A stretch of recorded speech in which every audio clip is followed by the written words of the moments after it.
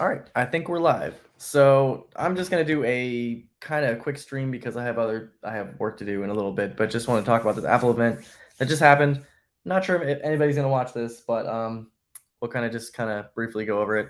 Gonna see if anybody wants to join me here also, so I'm not talking to myself. But um, yeah, there's nobody watching right now.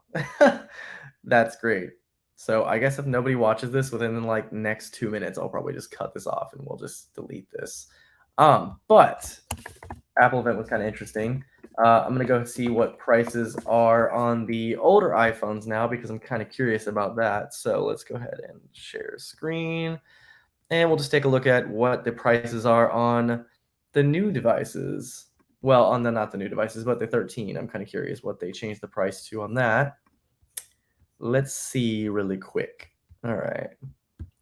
I agree. It was a pretty interesting event. So I'd say the highlights of this were obviously they focused a lot on the Pro and Ultra models. So we had the Apple Watch Series 8 looked exactly like the Series 7. We had the new Apple Watch Ultra, which it's an interesting design, but you know that's what everybody's gonna buy. $800 for that, a little steep, but I mean it's Apple. And then it's kind of comparable to what the Apple Watch Series 7 or Series 8, like the higher end models are.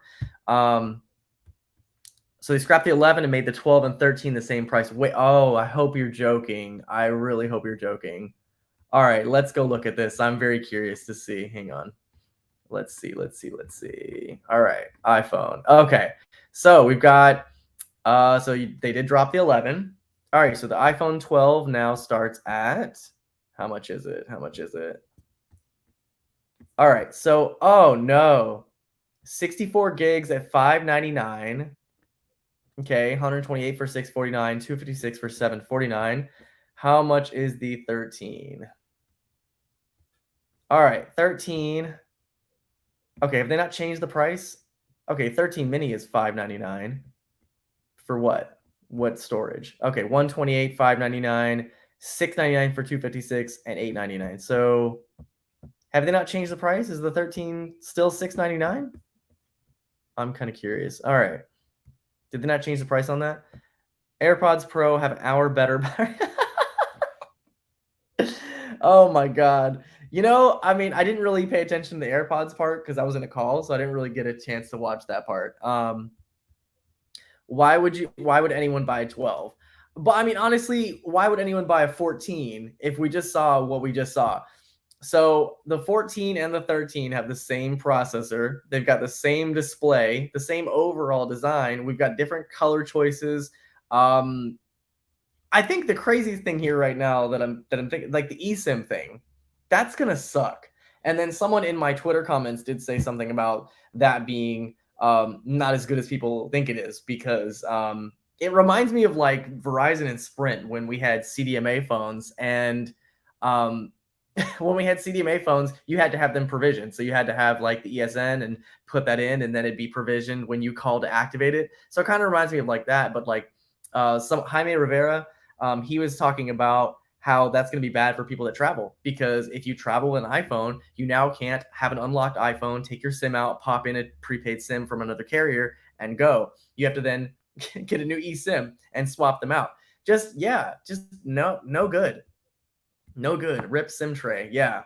But then on the flip side, they have that new emergency SOS satellite service, which I think is actually a really nice thing to have.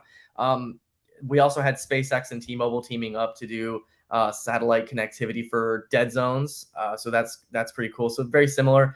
And I like that, Apple did go in depth with that whole emergency SOS, talking about how it's going to work, how they had to reduce the size of messages, and then reduce the amount of messages that would be sent via satellite to emergency services. So they kind of had software set up to where you could choose some pre-selected things. So if you're in an emergency, that's also kind of helpful in emergency because obviously, if it's a bad situation, you want it to go quickly. So you can go quickly through those prompts and get a message out there. So that I really liked.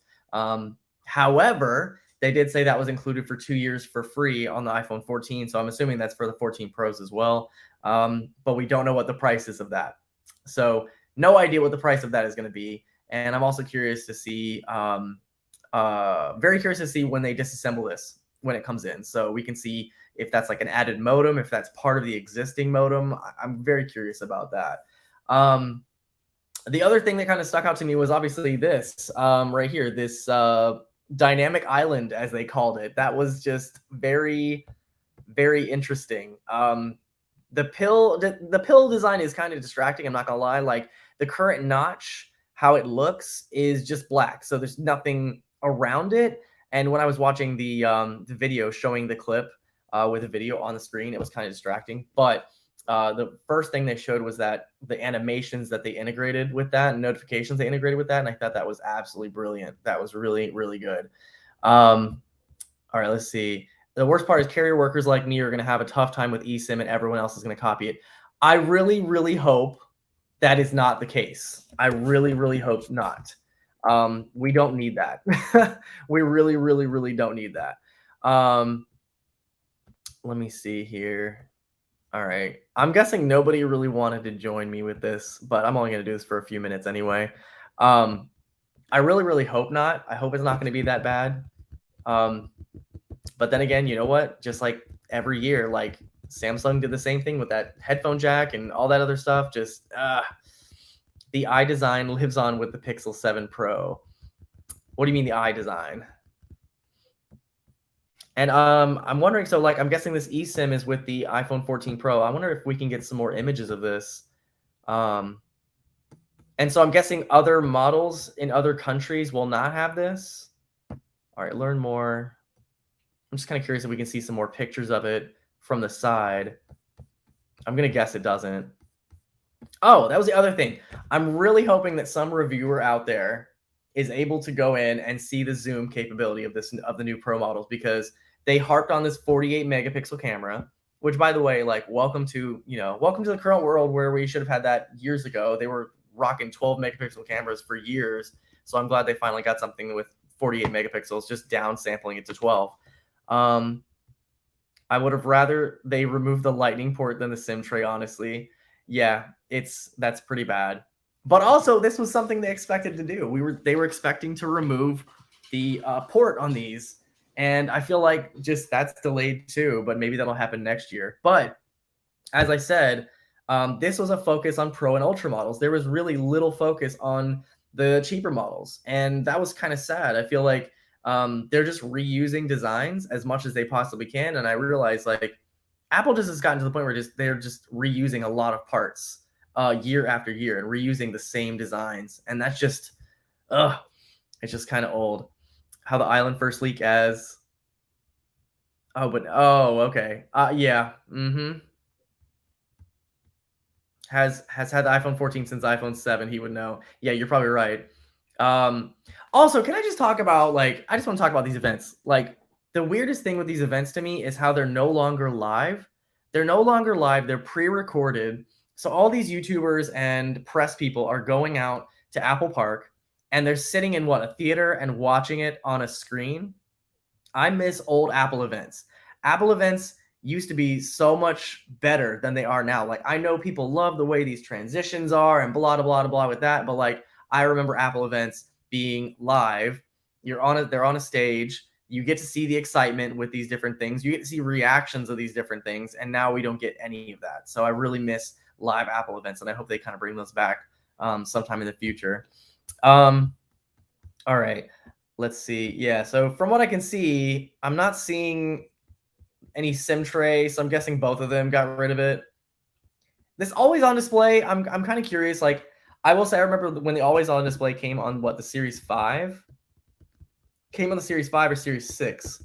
And I remember that just killed battery. Like I turned it off because it killed the battery. So I'm kind of curious to see if they can still keep the same battery life with always on display on both the Pro and Pro Max models. I'm also really hoping that the Pro model has good battery life compared to the 12 Pro that I had 2 years ago. So I went Pro Max because I wanted better battery life. And this one is the battery life king. Like this is the battery life king. So if the 14 Pro Max is anything like the 13 Pro Max, it'll be just as good. But I'm really kind of hoping that the smaller model has better battery life this year over what I had previously. So I didn't try the 13 Pro but I had the 13 Pro Max, I had the 12 Pro, and that had terrible battery life. So your photo, your font, your widgets, your iPhone lets you customize your lock screen. So of course we've had that since the beta. Display that's up to 2 times brighter in the sun. This is something I said on Twitter that I just thought was funny, because if you've ever had your iPhone in the sunlight, you know that when it gets too hot, the brightness goes down. It gets ramped down for whatever reason, just because they think the phone's going to overheat. I just thought that was kind of funny. The best battery ever in an iPhone. Okay, so the 14 Plus might become the battery king over the 14 Pro Max, which, I mean, you know what? I'm very curious to see that. I'll be very, very curious to see that. But for the Pro Max, they just said all-day battery. Interesting. So different tagline. Best battery ever in an iPhone, all-day battery. Okay, well, I guess we're going to have to find out. We're going to have to find out. I don't know. I'm not going to be the one to buy all these models because I don't have money like that. But I'm sure there's going to be some YouTuber out there that's going to buy every single iPhone out there in every single color, and they'll probably buy it and make a video on it and return it. But I'm not putting 10 grand on my credit card just to make videos on these. But we'll watch them and see what they say about it. Hopefully a cheaper model having the old chip doesn't become a trend. I really hope it doesn't. But like I said, I think Apple is reusing a lot of parts with a lot of these models, and I think they really wanted to focus on the higher end models this time. They're focusing on the Ultra and the Pro models. They want some sales. That's what they want. I think they're trying to make up for like COVID and try to make some sales, and that's probably kind of why they did this. But I also think that they're testing the waters with this because they want to see if people will still buy it. And honestly, I feel like people will still buy these phones. Like, there are plenty of people out there that will still buy these. They will not notice the difference, which is kind of sad because you're basically getting a 13 cloaked as a new phone. It's a 13 cloaked as a new phone. The only one that's new is the 14 Plus, and that's not even new. It's just got, it probably is honestly used. What size was it? 6.7? Is it the same 6.7? Let me see. I'm curious here. 14. All right, let me see. Yeah, 6.7. So what I guarantee what they're doing with the 14 Plus is they're using a 14 or 13 Pro Max display in there and just taking off 120 hertz. It's probably the same display. And this is just so that they can reuse parts to resell them as new models. And honestly, I hope you're right. I hope that doesn't become a trend because it would suck. Now, the thing is, the 15 Bionic is still a really good chip. Like, it's really still fast, and it's still way above the competition. So I don't think that Android manufacturers can really do the same thing. They have to keep using newer processors, newer chips, because they're still not caught up with a lot of Apple's chips. Apple does really, really good with their chips. So I don't think that Android makers can do this. They can't use an old chipset in a design and call it a day. They have to keep innovating and keep redesigning to keep people's attention. But you also notice, like, Apple does this once a year thing, while Android makers have to do, sometime other than Samsung, they have to do 2 models a year. They have to make sure that they keep putting out phones because they're not doing what Apple does. They can't meet what Apple does. I'm kind of upset that we didn't get astrophotography, but it is what it is. Yeah, and you know what? I'm really hoping the cameras are better than what they were, but like, I don't know. Samsung still seems to win in this zoom department, and I really wish Apple would get the memo that people want more zoom in these phones. And just going back to the 14 and the 14 Plus, like, you're still rocking 2 cameras. You're still rocking a 60 hertz display. They could have done more. People were talking so much crap about the Pixel 6a having a 60 hertz display at its price point, while there are phones that have their $500 phones that have 90 hertz or 120 hertz displays. Mind you, of course, they're not going to be amazing displays, but Apple had no reason not to include it in these more basic models. $800 for the iPhone 14, and it still has a 60 hertz display. Come on. We're going to rag on you too, Apple. You're going to get some of it too. Okay, so what is the price? Because it's not showing me the price on here. What's the new price of the 13 and 12? And why are they doing that in the first place? I mean, if you see those both on the shelf, you're going to buy the 13. I would not buy the 12. Apple's relying on battery life to sell the 14 Plus because only $100 difference between the Plus and the Pro is a small divide. Very true.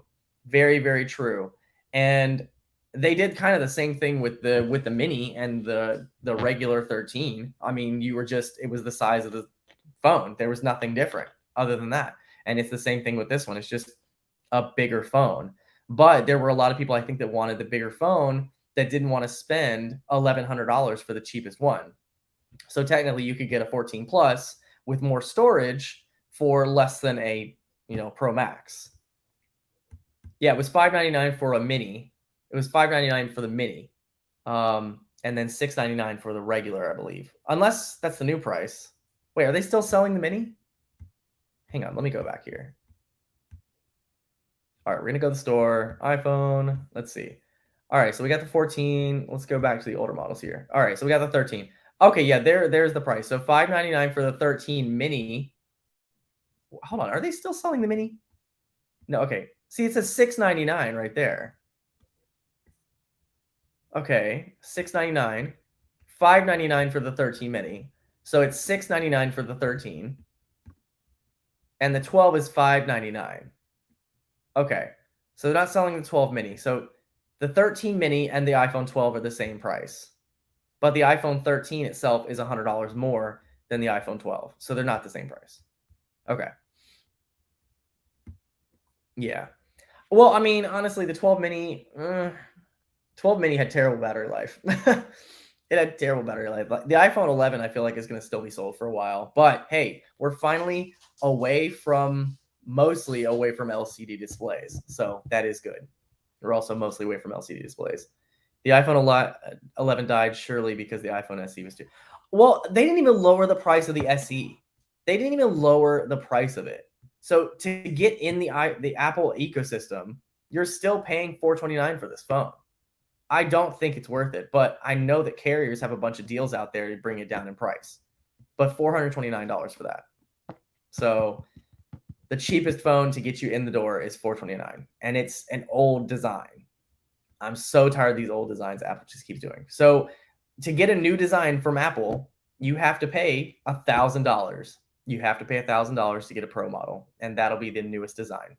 But if you don't, you're getting an old design wrapped up in a new name. That's it. So anyway, all right, well, guys, I have a call in like 5 minutes, so I just want to do a quick live stream after the event.